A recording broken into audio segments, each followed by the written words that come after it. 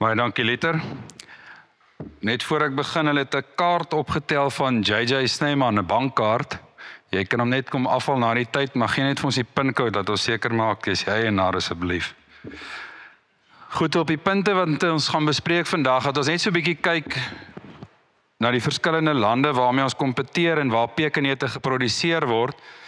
En ons lande daar is die VSA, Mexico en dan China self. Dit het nogal 'n topik geraak oor die hektare en wat hulle produksie is en wat se effek dit vir ons gaan inhou.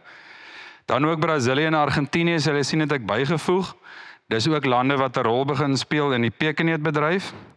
En dan waar ons as Suid-Afrika lê, derde punt dan oor die neutmandjie in totaal en wat aangaan in die China-mark met die verkope en die verbruik daar. As ons kyk na VSA, dis 178.000 hektaar wat hulle het van pekanneute in produksie. Gegeewe dit, sê hulle sien op die volgende slide hoe die tonnemaat afneem van waar hulle was teenoor waar ons vandag gaan wees. En dan op die 2025 oeskatting is dit tussen 13 na 16.000 ton wat dit minder gaan wees vir die komende seisoen. 'n Groot gedeelte is die hurricane wat daar deur is, maar ook die droogte. Georgia self het 'n droogte al vir die laaste 2 na 3 jaar. Dit neem toe. So die syfer daarso wat dit bietjie omgooi daarso is die droogte, so die opbrengs per hektaar neem ook drasties af daar by hulle. Hulle oordragvoorraad wat hulle altyd hou in die cold storage vir die seisoen vorentoe is die laagste van 2015 af. Dis baie positief vir ons ook. So die hoeveelheid wat hulle dalk sal uitvoer na China toe, gegeewe al die goed wat aangaan met Trump, is baie min as gevolg van hulle oordragvoorraad. Wat baie goed is van Amerika, die produksie wat hulle het daar, so 71% van wat hulle produseer gebruik hulle self, en dan word die res gaan Europese mark toe, en daar is ook nat in shell wat dan na China toe gaan. Jy sal sien hierso dat in 2024 was daar so 23.000 ton wat uitgevoer is na China toe, grotendeels omdat Suid-Afrika nie daai gap kon vul nie, en hulle wou nie by Mexico koop nie as gevolg van die kwaliteit. Die kwaliteit in Mexico neem self jaarliks af as gevolg van hulle omstandighede met die water. En as jy met die ouens praat van Amerika, dit lyk of hulle nie hierdie jaar wil uitvoer China toe nie, gegeewe Trump en China se goed. Hulle het maar so 'n grey channel soos wat hulle noem. Maar die verbruik van hulle wat bly toeneem vir hulle self, Europese mark daarby, is hulle nie so ernstig op die China-mark gefokus vir die nat in shell uitvoere nie. So hier is hulle tonnemaat hoe dit was. Ek het net die laaste 5 jaar sin ingesit. Hulle het op 'n stadium hier by die 145.000 ton ook gaan draai. Maar jy kan duidelik sien dis 'n drastiese afname. Hulle sê op 2024 oes is dit omtrent soos hulle nou praat 30 na 45 miljoen pound minder. So dis omtrent so 15-18.000 ton. Op 110.000 ton wat hulle vooruitskatting is, gaan dit net genoeg wees vir hulle eie gebruik en 'n klein bietjie vir die Europese mark. Dis ook positief vir ons wat al in die kraakbedryf toegetree het, wat na die Europese mark toe uitvoer. So dis ook 'n positief vir Suid-Afrika op die kernmark. Wat wel interessant is, as jy 110.000 ton vat op hulle hektare geplant, kan jy duidelik sien wat is hulle opbrengs en hoe dit afneem as gevolg van die droogte in Georgia, wat 'n groot gedeelte is van die pekanneut aanplantings. Dan as ons na Mexico kyk, Mexico is nie in 'n goeie posisie huidigelik met die pekanneute nie. Hulle het op so 165.800 om presies te wees, 166.000 hektaar pekanneute. Dis alles gevestigde boorde wat in die laaste 5 jaar is daar geen nuwe aanplantings nie as gevolg van die droogte by hulle. So 2025 is hulle oeskatting so tussen 20 en 30.000 ton minder as gevolg van die droogte. Hulle sê dis die ergste droogte wat hulle het in 35 jaar. Jy sal sien op 'n volgende slide hoe droog raak die damme daarso en ook die kaart wat wys hoe die droogte toeneem jaarliks by hulle. Van hulle tonne wat hulle geproduseer het, hulle het op 'n stadium so by die 150.000 ton geproduseer. So vroeër het hulle so 10% uitgevoer die neut-indop na China toe, maar dit het afgeneem na 6% toe vir 2024 en die moontlikheid en die waarskynlikheid dat hulle gaan uitvoer vir 2025 is daar nie, as gevolg van hierdie droogte en die opbrengs wat so drasties verander het. Hierdie kaart toon vir jou daarso is 2022. Nou die groter gedeelte hier waar hierdie rooi is, dis die myn area waar die pekenneute geproduseer is en waar die pekenneutboorde is. So daar kan jy sien hoe dit gelyk in 2022, 2023 het al die droogte erger begin raak. Hier is op 2024 en dis tans nou in Februarie gewees 2025.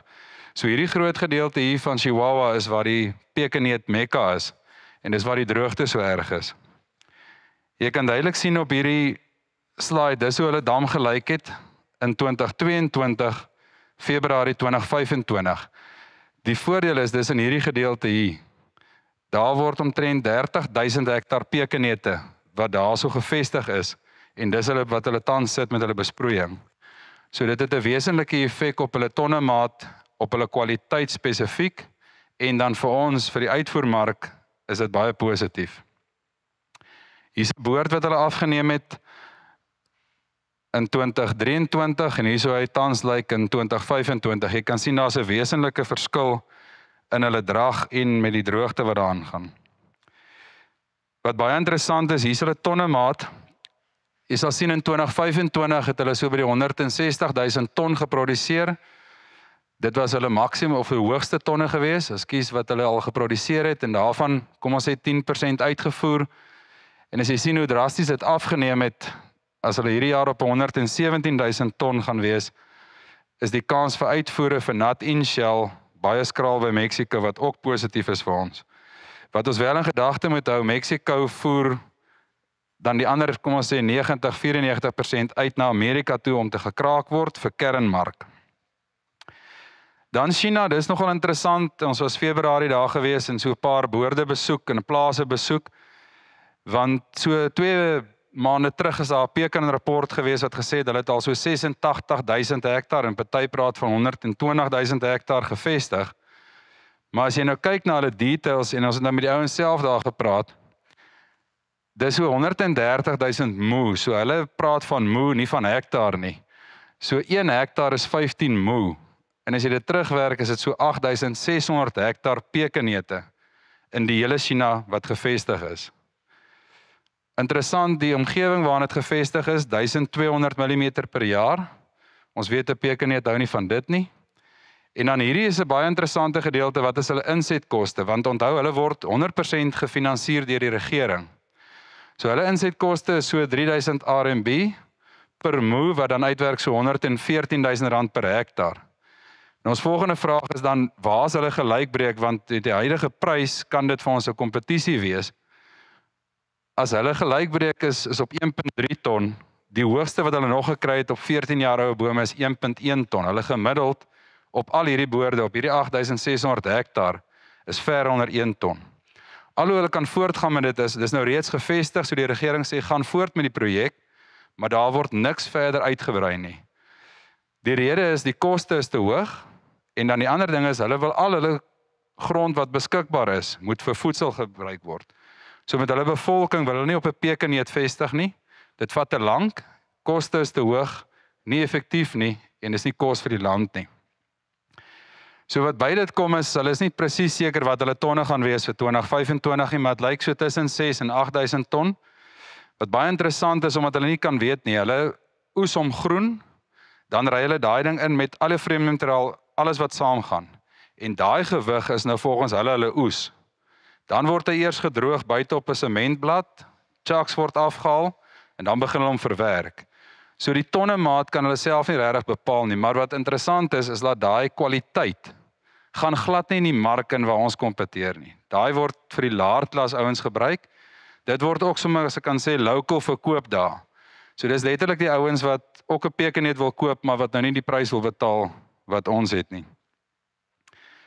Daar's 'n foto van hulle boorde. Hierdie boord is gevestig, is 'n 12 meter by 3.5. En hierdie bome is nou 13 jaar oud. So die professor wat daar is met hulle variëteite en die vestiging en wat hierdie ding begin het, dis 'n ponyboord hierdie. So hy soek nog steeds na nuwe variëteite wat hulle nou besluit het, kom ons call it a day en ons stop daar. Maar jy kan duidelik sien die kwaliteit van hierdie boom op 'n 13 jaar oud. Hier is dieselfde foto, dis net om vir julle te wys hoe na hierdie goed aan mekaar geplant is. Terwyl ons daar was, toe doen hulle boordbespuiting. Dit is nou 'n ongelukkige video wat te lank is, maar dis letterlik 'n spuit met 2 pype wat uitgaan en hy spuit na die boord. Dis hoe hulle nou blaarbespuiting doen daar. So die kennis van pekeneetboerdery is definitief nie daar nie. Dis ook nie geskik vir pekeneete nie. Hier is 'n volgende plaas, hy is so 200 hektaar groot. Jy kan duidelik sien hulle het besef, maar die inkomste is nie daar nie. Die regering is relatief op hulle keus, so hulle het begin om koring tussenin te plant. Hierdie plaas is 200 hektaar groot en hulle werk om nog met 'n pypstelsel. So hulle het letterlik, die rede daarvoor is om arbeid te kan skep. Daar moet nog steeds werksgeleenthede wees. So hierdie 200 hektaar word wel geplant met masjiene. Hy word geoes met die hande en hy word besproei met pype en sprayers. So wat dit dan in die China mark vir ons betref, wat baie positief is, 2024 was die verbruik so in die omgewing van 65,000 ton wat hulle aangekoop het vir die nut-in shell. Die vorige 3-4 jare was dit enigiets van 50 tot 55,000 ton. So jy kan duidelik sien daar's 'n goeie groei wat daar positief is vir ons in die neutmandjie as sulks ook. Hulle oordragvoorraad, baie is bekommerd daaroor. Hulle het so 15 tot 20,000 ton wat oorgedra word wat hulle in hulle cold storage hou vir na die Chinese nuwe jaar. Dis normaal want hulle gebruik so tussen 5 en 6,000 ton per maand.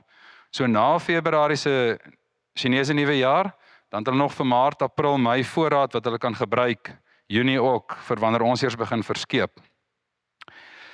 Wat ek wil bysê is dat ons moet besef dat die tendens het aangeskuif. Dis nie meer die ou in die garage wat 'n besigheid het. Die volgende paar foto's sal dit nou wys hoe dit gelyk het versus nou. Dis 'n volledige besigheidsman. Dit gaan vir hom oor winsgewendheid en effektiwiteit. En dit wat hulle daarin belê is massief. Daar's fabrieke wat tussen 80, 100 miljoen dollar kos. Dan bou hy 'n nuwe fabriek terwyl hy tans nog sy huidige ene in operasionele. So die masjinerie word klaar nuut gekoop, die fabriek word gebou. So die uitbreiding van neute as sulks is baie positief in China. Interessant is hulle bou hulle fabrieke in sekere vlakke. So hulle bou hom 6 verdiepings hoog. Een vlak doen pekeneute, een doen almonds, een doen macadamias en die ander een doen pistachios byvoorbeeld. En ook baie interessant, basies al die fabrieke tryd met al die neute. So dis nie dat daar net 'n sekere ouens is wat uitbrei nie, dis almal wat gelyktydig stelselmatig bly uitbrei en geld invest in dit. Dis hoe 'n fabriek gelyk het 2018. Hierdie was nou letterlik waar hulle nou die mixing gedoen het van die flavoring en dan daarso het hulle hom gesit dan dat hy nou kan afdroog. Jy kan sien hoe primitief was dit geweest. Dit was nog in die garage area as ek dit so kan sê. Dis sommer so 'n tipe tool wat hulle hom net so nou en dan roer dat hy nou kan droog word voor hom nou kan verpak. Daai selfde tipe fabriek as jy hom nou kyk hoe hy gelyk het in 2023 nou. Hier is nou die gedeelte waar hulle hom droog en ek het hier ingesit, jy weet daar's 8 lyne van hierdie droërs, alles stainless steel, alles outomaties en dan's daar 12 rye van dit. So die uitbreiding van 2018 tot 2023 is wesentlik in hulle fabrieke. Dis hoe hulle bins nou lyk, as hy daar uitkom dan word hy nou gekraak en dan gaan hy deur. So daai is letterlik klein krakertjies wat hom daai cracking gee om hom dan te flavour. Hier is 'n videoklip van dat hy net wys hoe hulle die neute kraak. So om net te verduidelik, daar's 2 markte daar. So die een is nut-in shell wat hulle hom net 'n kraak gee en dan gee hulle hom 'n flavour. En die ander een is die kraak afdeling. So ons het baie lank al gesê ons moet in die kraak bedryf betrokke raak en kern. 60% van wat China aankoop in pekeneute word uitgekraak vir kern. Die rede hoekom hulle dit doen, hulle effektiwiteit is pyk. As hulle onder 95% halwes kry, dan stop hulle die aanleg en kyk wat's fout. Die koste van hulle arbeid is baie laag teenoor ons. Ek het vir die een nou gevra, wanneer gaan hierdie mense op verlof of wanneer rus hulle of hoe werk dit nou na Chinese nuwe jaar? Toe sê nie, hulle rustyd is sommer by die werk. So hulle bou 'n fabriek dat hy daarso kan bly, dat hy daar kan wees. 24 uur, 7 dae 'n week, non-stop produksie. So hierdie is net interessant, want baie het ons gevra, maar hoekom is daar nou ewe skielik die verskil tussen Choctaw en Wichita, ronde neut, skerpend neut? As jy sien hoe hulle hom hier kraak, wanneer daar Choctaw inkom, en hulle doen hierdie cracking, dan damage hom heeltemal.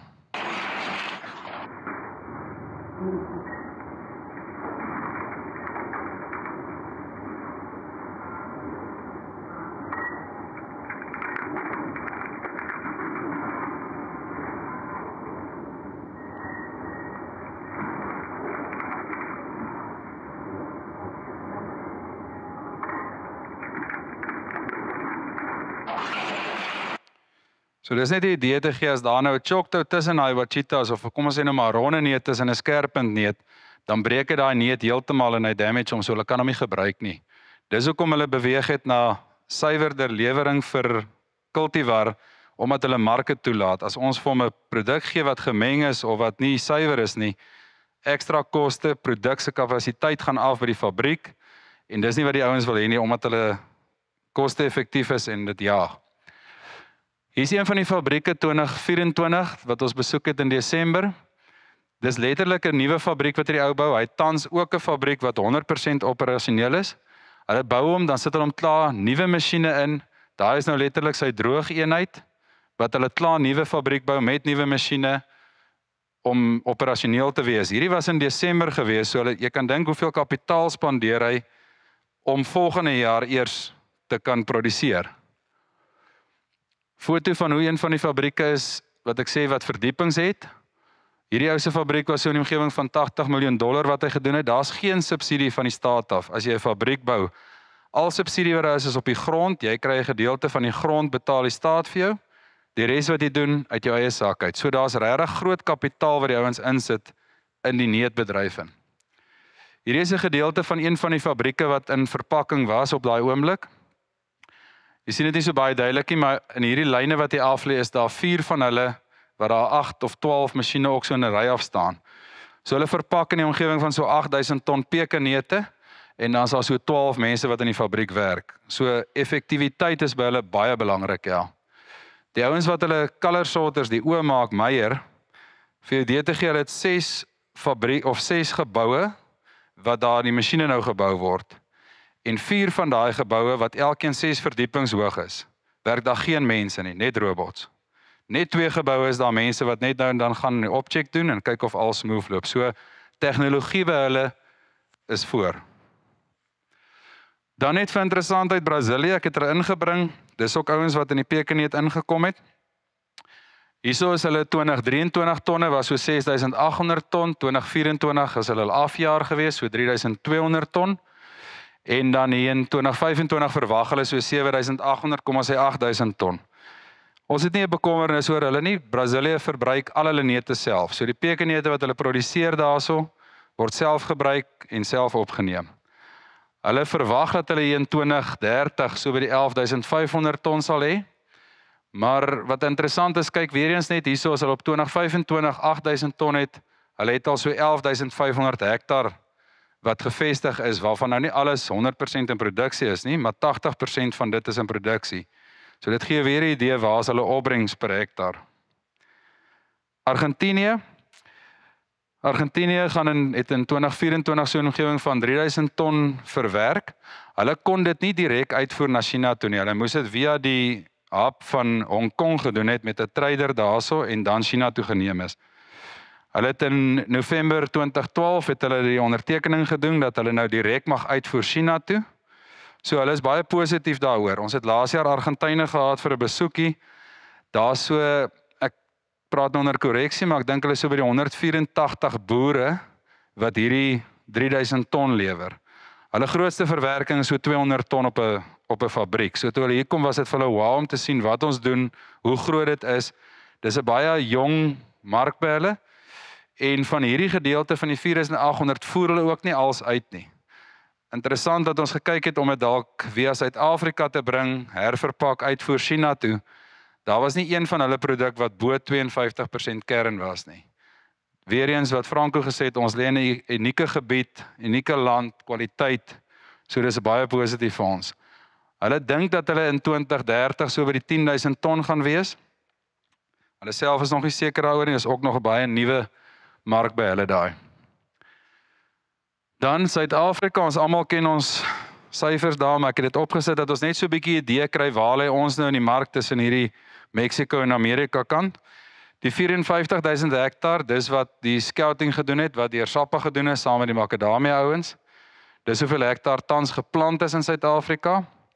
Ons tonne wat jaarliks groei is vir China baie positief. Hulle was op 'n stadium baie bekommerd toe die verkope op die bome so afgeneem het. Dit het heeltyd 'n afwaartse tendens gehad. En hulle sit hierdie investering daarin in nuwe fabrieke groter te gaan, beter te gaan. en ons is hulle voorkeur verskaffer. So hulle was baie bekommerd geweest, gaan dit die moeite werd wees? En jy sal sien in 2024 se syfer het dit weer bietjie begin optel. Daai ouens is relatief op die bol, hulle het onmiddellik met April maand se besoek, het hulle dit genoem. Dis goed dat julle weer plan, dankie dat julle weer invest in dit. Hulle hoop dat die tendens gaan bly groei jaarliks met dit. Wat baie belangrik is, as jy kyk na China, ons voer 15, 17 jaar nou uit na China toe. Die verhouding wat daar gestabiliseer is tussen China en Suid-Afrika vir pekanneute is by verreweg positiewer as wat Amerika met Europa sit nou vir 50 na 80 jaar verhouding al. En dit sê vir my, ons het aan die begin bietjie gesukkel en ons het klomp goeters en ons het klomp lesse deur, maar die verhouding het mature. Dit wat ons nou vir hulle kan lewer, is dit wat hulle wil hê. Ek dink ons is op 'n goeie posisie tussen mekaar met 'n verhouding en dat ons definitief hulle voorkeur verskaffer is, dis waar. En dan wat ek gesê het van die tonne kern wat vermeerder, 60% van daai neute gaan kernmark toe. Interessant hoe hulle redeneer. Hulle verpak hom in 'n klein pakkie, 30 gram. Hulle sê as hy oor dit gaan, die nuwe tendens is daar, so jy koop 'n pakkie, jy eet hom gou terwyl jy op die trein is, terwyl jy in die werk is. Dit wat meer as 30 gram is wat jy moet neersit, voel hulle is mors. So hulle het dadelik gesien in die mark, hulle moenie 'n 50 gram pakkie uitbring nie. Die ou voel as hy daai pakkie gekoop het en daar bly neute oor, dat hy nou nie nog lus is vir dit en dan voel hy het nou geld gemors. So hulle het op 'n baie streng tendens daar, so dat dit 'n 25, 30 gram pakkie is. Maar 90% van die ouens wat koop uit Suid-Afrika uit, doen kern. Klein verpakking vir hulle self. So hulle het 'n ongelooflike ketting hulle doen. Hulle koop die nut and shell by ons, sit hom in die cold storage, soos wat hulle nodig het. Haal hulle uit, kraak hom, flavor hom, verpak hom. So jy kan duidelik sien die ouens add value op hulle produk. Dis nie soos vroeër wat hulle net gekoop het, gekraak en geflavor en in die mark ingesit het nie. Wat baie positief is vir ons. Daar is ons tendens met die tonne wat ons produseer. Almal ken die syfer. Wat net vir hierdie ouens belangrik is, dis op SAPA se webwerf, so hulle kyk na dit, hulle weet wat aangaan hier by ons. Hulle is baie positief om te sien dat ons die groei het soos wat hulle groei. Die neute groei in die omgewing van 7-8%, die verbruik van pekanneute en van die neutmandjie per jaar. So ek dink ons is in 'n goeie posisie as jy kyk hoe ons groei, die aanvraag wat daar is, dis positief vir Suid-Afrika. Hier is die hektare wat ek net na verwys het. Die boomverkope. So hierdie gaan nie oor spesifieke hektare wat gevestig is, dit gaan oor die boomverkope by die kwekerye. En daar kan jy sien wat die tendens ons het begin opneem, want hierdie was vir hulle groot bekommernis, dit bly afneem, hulle bly investeer, gaan ons mekaar iewers meet. En hierdie is vir hulle baie positief. Soos ek sê, April het hulle almal oor dit gepraat, dat hulle sien, ons is weer in die mark om te vestig. Hierdie is die hektare geplant soos wat hulle deurgegee het in die 8 streke van SAPA. Alhoewel ek dit so opgesit het van die 54,000 hektaar, as jy Douglas Prieska area vat, Valarts en dan die Vrystaat, dis basies 60% van die hektare geplant in Suid-Afrika. En dis die ideale plek, ons ken die kwaliteit wat ons het en ons weet wat se tipe neut hier geproduseer word.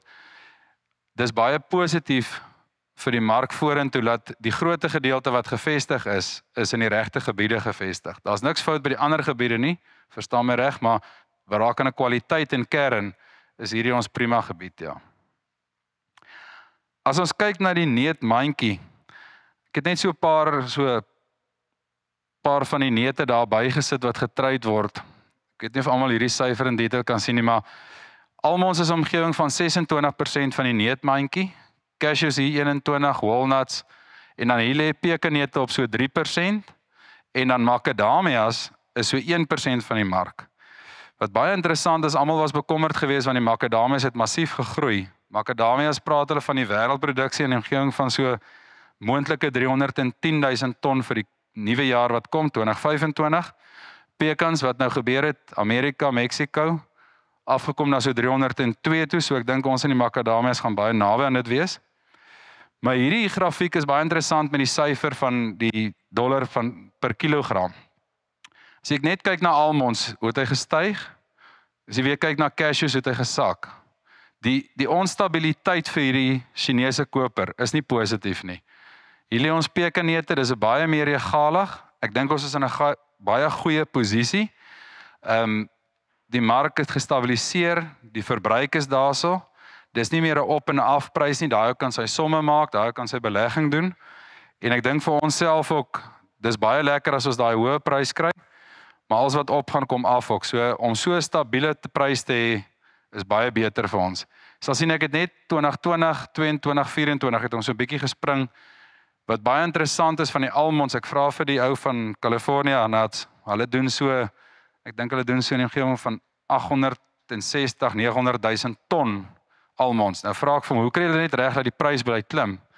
Toe sê hy vir my, het jy al gesien hoeveel almondprodukte is daar?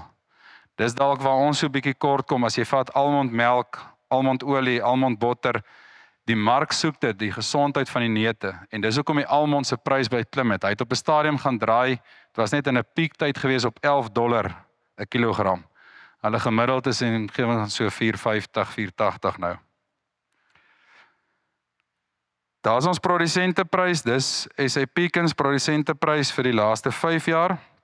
Jy sal sien hier 2020 was baie laag geweest na ons COVID, dit was maar 'n moeilike tyd vir almal. Maar wat ek sê, die stabiliteit is meer in lyn daarso vir dit, ja. Ek dink 2022 se uitskieter was ook geweest die vinnige groei in China geweest, ook ons kwaliteit, en ons moet onthou wat daar gebeur het is, dis toe die jaar ons wat ons so 40% swakker daar was. Ons het almal gedink ons gaan in die 32.000 ton en daai jaar was dit net 22.000 ton. Dit was positief vir die mark geweest. Die ouens het besef daar's baie minder neute as wat almal gedink het. So China het onmiddellik ingeklim en jy kon 'n bietjie met hulle onderhandel. So dis hoekom ons dalk by 'n boot nie dalk nie, dit is hoekom ons by die beter prys uitgekom het. Hier is die dollarprys wat 2025 betref. Ek dink ons gaan baie naby wees. Gister het iemand gevra, maar hoekom alles lyk positief en goed vir die pekanneute, maar die prys wys nou nie dat hy so styg nie. Wat ons wel in gedagte moet hou is dat die totale neutmandjie het gesak in prys. Daar was 'n definitiewe afwaartse ene. As ons na makadamias kyk, hy was gewees op 5.80, toe het ons in 2023 daai 50% geval. Hy het weer 'n bietjie herstel na 360 toe, 380 toe, dit was nou in 2024. En op die oomblik lê die makadamia weer terug op $2.80. So as jy kyk na daai volatiel van hom, dan is dit bo, dan is dit laag. Dis nie wat die mark wil hê nie. So die groot dryf van die makadamias gaan nou na kern toe. Die nut in shell op $2.80 is net nie meer moeite werd nie. Hier is die prys gegewe rand. Sal sien die wisselkoers is ons groot vriend hierso. Die prys daarso omtrent, ons gaan weer bo 70 kry. Hierdie is gebaseer op so 1880 wisselkoers. So jy kan self jou som maak. Daar was goeie geleenthede op 1950, 1960. So ek dink as ons op 1880 werk wat 'n goeie gemiddeld is deur die bank, dan gaan jy definitief bo R70 'n kilogram kry. Produsenteprys 2025. Daar is die skerpneute wat Ouachita is en die ander neute saam in skerpneute is. Wat wel belangrik is dat die lewering, as jy op 'n 90% Ouachita kan lewer en die ander 10% skerpneute, is dit die prys wat daar gaan wees. So as hy bo 90% is of 90% is dit jou prys. Indien hy onder 90% is, dan sal dit so $10 minder op hierdie gegewe prys. Selfs by die Choctaw, die ronde neute, bo 90% suiwer lewer per variëteit, is dit die prys, en dan as hy onder 90% is daar so 20 sent 'n kilogram verskil. Dan ook as jy dan voel jy lewer jou neute gemeng, alles bymekaar, is dit die gemengde neutprys wat daar gaan wees. Jy kan sien daar is 'n wesenlike verskil. So probeer om apart oes per kultivar lewer. Dis ongelukkig nie dat ons vol nonsens raak nie, maar as ons koper wil gelukkig hou, sal ons moet aanpas by dit. Dis hoe die Chinese om nou koop, 90% suiwer variëteit, 10% dan sê nou maar remain sharp pointed of round, om hulle effektiwiteit en hulle koste ook daar te hê. Enige vrae oor die pryse wat daar is, of op die lewerings? Liter sal net nou nog detail daarop gee, maar hier is net die 2025 seisoen, as jy 'n voorskot wil vat, wanneer jy neute gelewer het, R30 'n kilogram. Die stain and damage neute gaan ons 'n prys hê so binne die volgende paar weke. behoort weer by die omgewing van R20 te wees. Ons sal net seker maak van dit. Dit word betaal op die bruikbare kern. En dan asseblief jou vog moet onder 5% wees om te lewer. So indien jy lewer bo 5%, sal die produk net eers in die stoor gehou word totdat hy by die 5% is en dan sal hy deur die fabriek gaan vir verwerking. Daar is die 90% suiwer lewering per kultivar soos wat ek nou verduidelik het. So as jy 90% lewer per kultivar, as jy 90% Ouachita of 90% Western lewer en die ander 10% is ook skerpneute, dan is dit 'n suiwer lewering. Selfde by Choctaw. En dan indien dit onder 90% is per variëteit wat jy lewer, sê vir voorbeeld jy lewer Choctaw, Ouachita en jou Kalinga saam, dan gaan dit die mixprys wees wat daarvan toepassing is. Die prysing van die neute is vir ons nogal baie belangrik. 50% van die lewerings moet geprys wees teen Junie en dan die ander 50% teen einde Julie. So baie ons het gevra, ja, maar waarom die rede is? Hier's 'n duidelike grafiek, dit is SARS se grafiek, dis op die webwerf beskikbaar. Daar kan jy duidelik sien hoe die prys waar hy begin het, Julie maand, en daar is die tendens wat hy afneem. Onthou, hierdie tyd is gewoonlik mos nou Mexico se tyd, en daai ons wil die goed hê voor Desember, dat hy dit kan verwerk, dat hy dit vir die Chinese New Year, wat hierdie jaar 17 Februarie is, uit kan hê by die winkels kan hê, en dat hy die mark kan tref. So, dis die rede dat ons die prysing op 'n 50-50 doen, Junie en Julie, sodat ons hierdie kan voorkom, dat ons weet ons is in die mark, ons het verkoop en ons is reg met dit. Enige vrae op die pryse of op die lewering daar? Dan is dit my storie. Liter gaan net die lewerings gou gee.